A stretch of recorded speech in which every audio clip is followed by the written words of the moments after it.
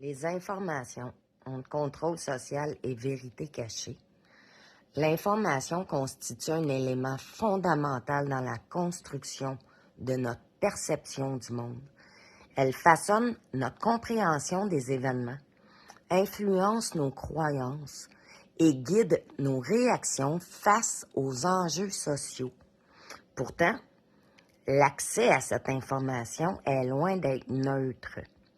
Les faits rapportés dans l'espace public ne sont pas simplement le reflet objectif de la réalité, mais plutôt le résultat d'un filtrage stratégique où certains événements sont amplifiés, tandis que d'autres restent invisibles.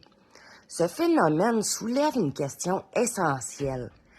La gestion de l'information est-elle véritablement destinée à protéger les plus vulnérables ou sert-elle principalement à préserver des intérêts sociaux et institutionnels? Le contrôle de l'information, une sélection stratégique? L'accès à l'information est conditionné par divers acteurs, les médias, les institutions publiques, les gouvernements et même les plateformes numériques. Ceux-ci exercent un contrôle sur la diffusion des nouvelles. Et ça influence ce que la population perçoit comme étant une réalité sociale. Prenons un exemple concret. Mon oncle occupait la fonction de famille d'accueil à Drummondville. Il a été reconnu d'abus sexuels sur les jeunes filles qui étaient placées sous sa responsabilité. Bien qu'il ait été condamné à faire de la prison après leur dénonciation, cette affaire n'a jamais fait l'objet d'une médiatisation significative. Pourquoi ce silence?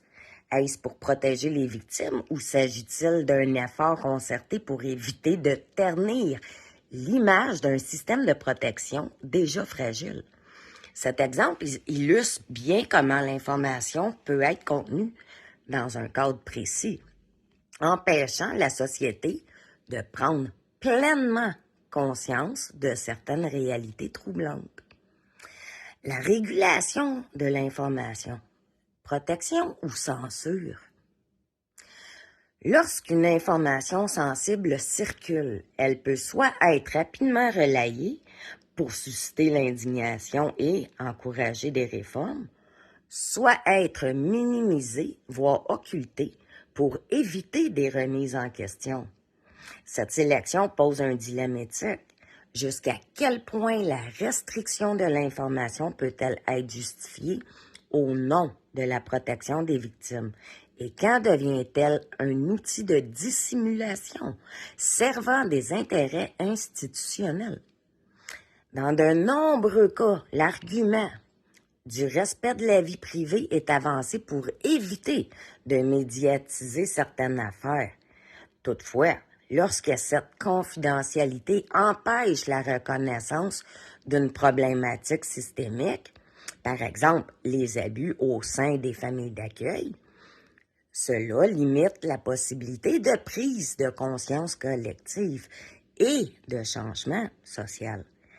Le silence institutionnalisé devient alors un facteur de perpétuation des injustices et non le protecteur.